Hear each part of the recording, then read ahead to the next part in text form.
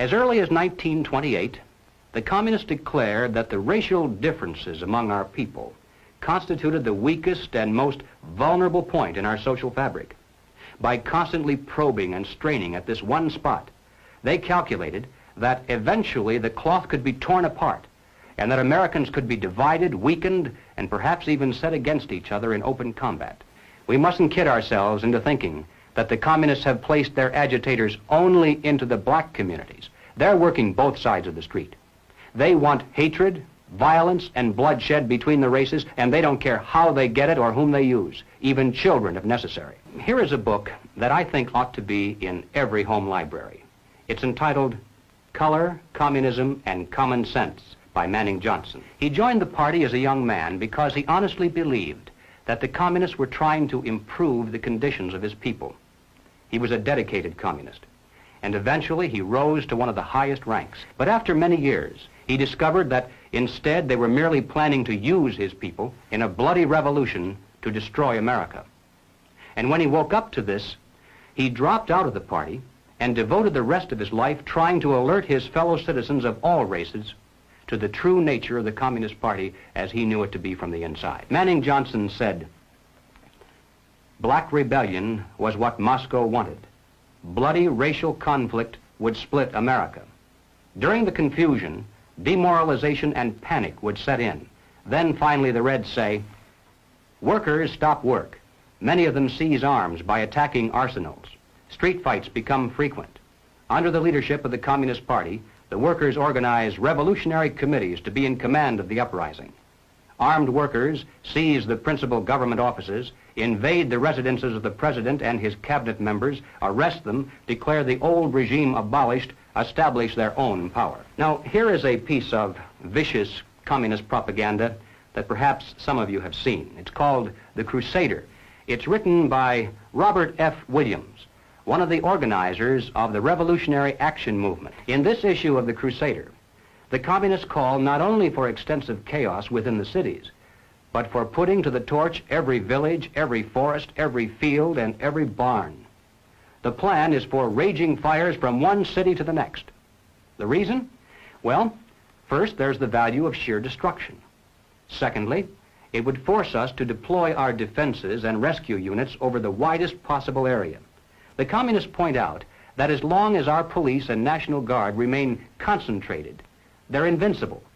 But if they can be forced to spread out over the entire city and into the countryside as well, then they can be picked off from ambush one by one. And the third value of massive fire to the communists is psychological. The average American, they say, soft and decadent, when he sees billows of black smoke rising from one horizon to the other, when at night the only light he has to see by is the flickering red from flames leaping into the sky, he'll become paralyzed with fear and panic. He'll run away and hide and do nothing to interfere with the guerrilla bands as they strike at the community's power centers.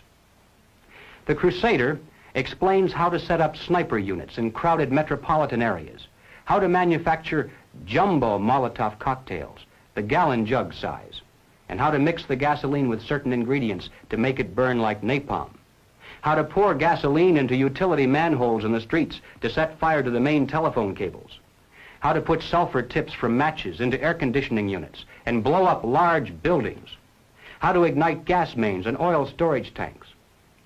It explains how radio-controlled model airplanes can be used to fly explosive charges over heavily guarded fences into gasoline storage areas or munition stockpiles. It even calls for infiltration into the National Guard units, revolutionaries posing as non-militants for the purpose of getting free military training and for gaining access to critical military supplies and heavy weapons. And then, finally, Robert Williams says this: any all-out minority revolution must create a state of crisis wherein almost all of the male population would be forced to remain in their homes to protect their property and families. The middle class is very large, but it is not accustomed to deprivation and terror. Because of its affluence, it has waxed soft. It has no stomach for massive fire, blood, and violence.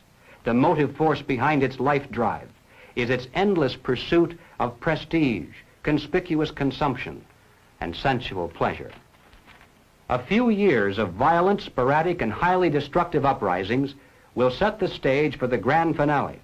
After the stage is properly set through protracted struggle, America could be brought to her knees in 90 days of highly organized, fierce fighting, sabotage, and massive firestorm. Ladies and gentlemen, the plans and preparations for a communist revolution of force and violence are far advanced.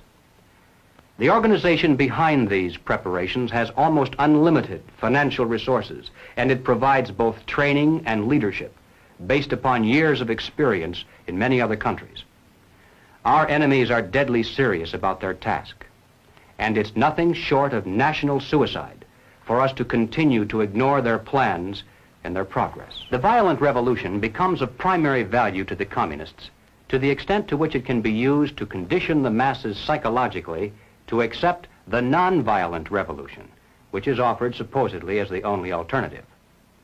Hoping to avoid further violence and bloodshed, the public is to be pressured into accepting measures that will move the country gradually and legally toward communism, but without calling it that. The strategy of the proletarian revolution calls for the quiet conversion of our government into a communist regime, but under the banner of socialism.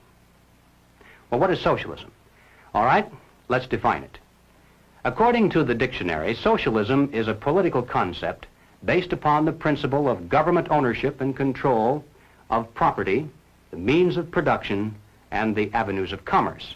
Under socialism, those who run the government, and the communists are confident that in America they eventually will be the ones who do so, those who run the government will know who is to get something and who has to wait, and that represents control over human beings.